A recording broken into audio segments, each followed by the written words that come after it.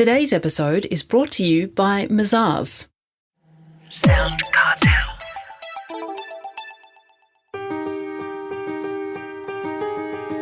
From SoundCartel, I'm Nicole Goodman, and this is Business Essentials Daily.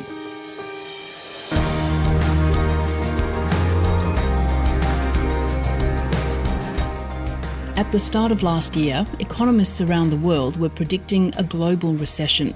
So why didn't it happen? And what's in store for 2024?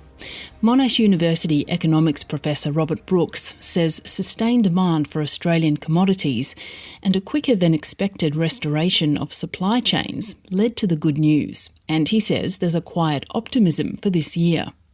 Professor Brooks starts by describing his economic assessment of 2023 to Jeff Waters. 2023 has turned out to be quite interesting. I think that the economic growth outlook globally and for Australia, people expected some reduction in growth. The question was, could you have monetary policy conducted in such a way that you had a series of interest rate changes that didn't land the economy into a recession? And it's turned out that while the interest rate changes have had a significant impact, parts of the economic outlook have still stayed a lot better than people would have thought with such a series of interest rate changes. In retrospect, do we have a reason for that? So I think the couple of things that have probably happened is parts of the global growth have stayed better than expected. The inflation impacts and its recovery has clearly varied across different countries significantly. Australia's been in the fortunate situation that demand for Australian commodities has still held up pretty well, which has put money into the economic system. And while the growth rate has clearly moderated and come down from where it was, and Australia was seen as very lucky from having recovered from the pandemic period quicker than a number of countries, we have been able to get to that path where we've been able to maintain some growth, which I think was the hope of both the government and the Reserve Bank when they started down that policy track. So we're just speaking there about monetary policy versus global influences. Let's just start on the global influences, if I may. You mentioned commodity prices remained high, which is terrific, as you say, for Australia.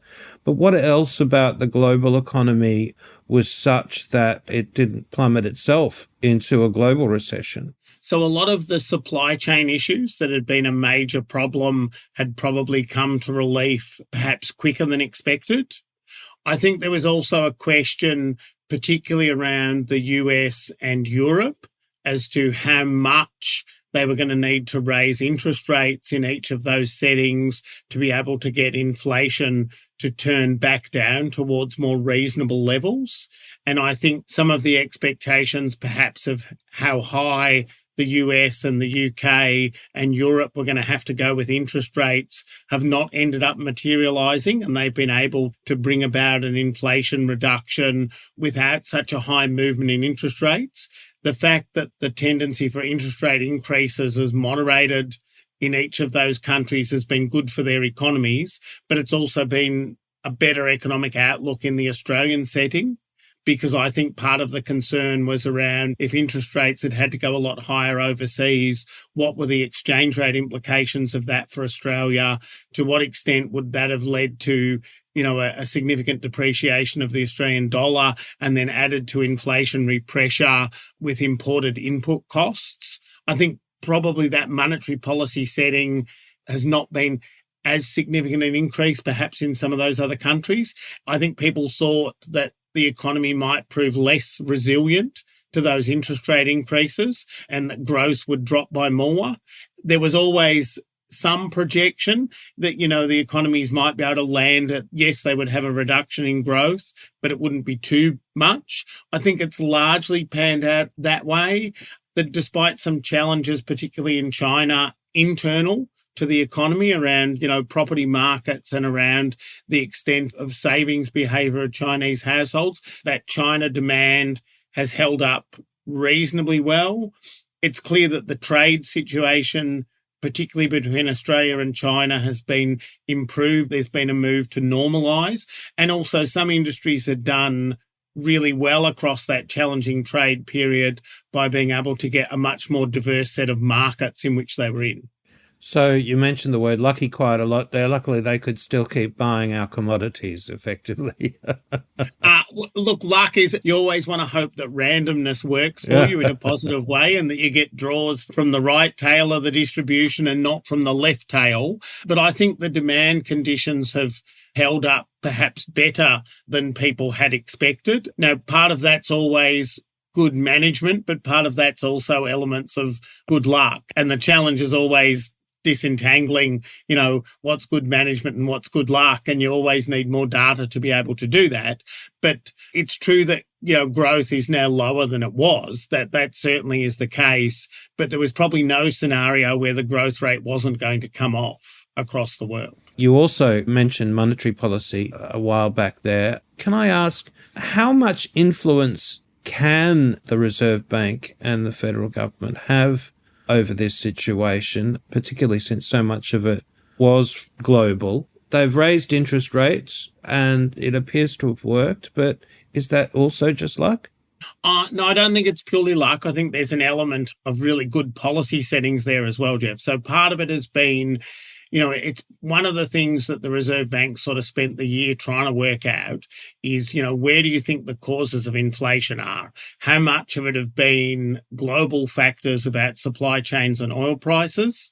How much of it have been a concern that the inflation environment might have started a demand for higher wage increases that might then have fed into further inflation? And how much of it has been around the discretionary components of people's spending and what would happen to demand there? Now, global conditions have certainly improved, and they've improved for a range of reasons outside of the policy settings in Australia. We haven't really seen any significant wage breakout, which was a concern that the Reserve Bank had at various times. Would the higher inflation translate into higher wage demands?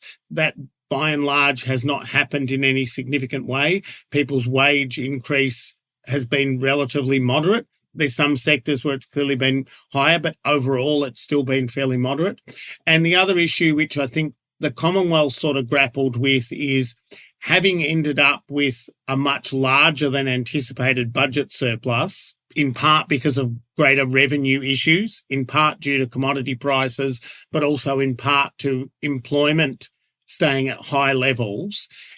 How much of that surplus potentially was going to be spent on things that might be inflationary versus how much of it would be saved. And the government's it's had a very strong restraint narrative to what it can reasonably do without adding inflationary pressure.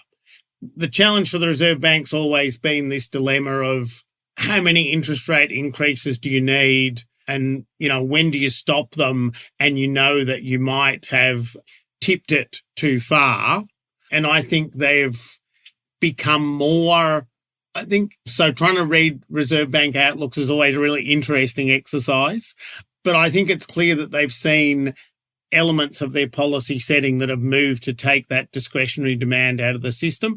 All the available evidence suggests a lot of households have run down the savings that they built up and that the savings rate has dropped away. And part of maintaining people's consumption activities was running down that savings. Well, that savings buffer for a lot of households has now, significantly dissipated. So I think the demand conditions have ended up looking to be really positive outlook. And I think they'll have a look over the summer and see what additional shocks might come into the system.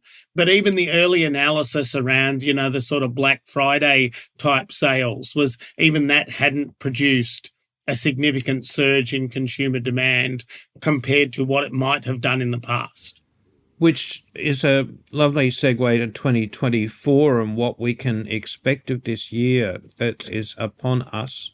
How do you see the economy playing out, bearing in mind that there's a lot of small business people listening who would be drastically affected by a decrease in consumption? So the growth rate outlook is clearly lower than it was. So I don't think there's a significant expectation of growth getting back to higher levels till at least 2025.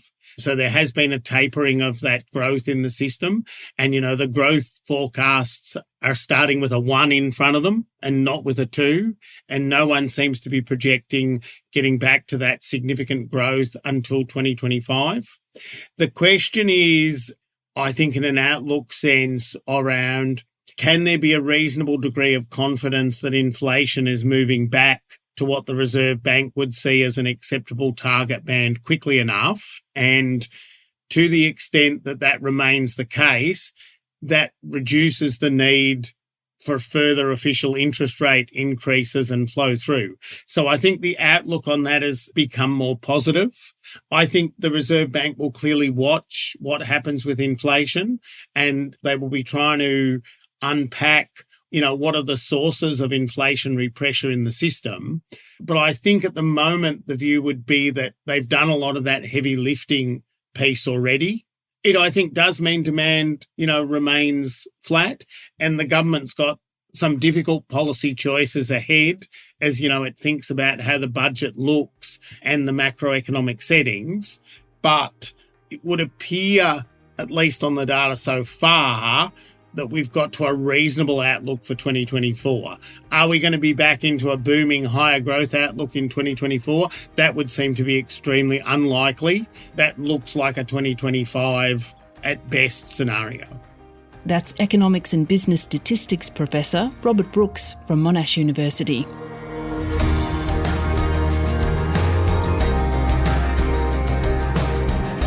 This episode of Business Essentials Daily is produced by the team at SoundCartel. Thanks for listening. I'm Nicole Goodman. We'll bring you more Be Daily tomorrow. Follow @BE Daily Podcast across social media and head to bedaily.com.au for more from the Business Essentials Daily podcast. SoundCartel. This episode was brought to you by Mazars. To find out more, visit mazars.com.au. That's mazars.com.au.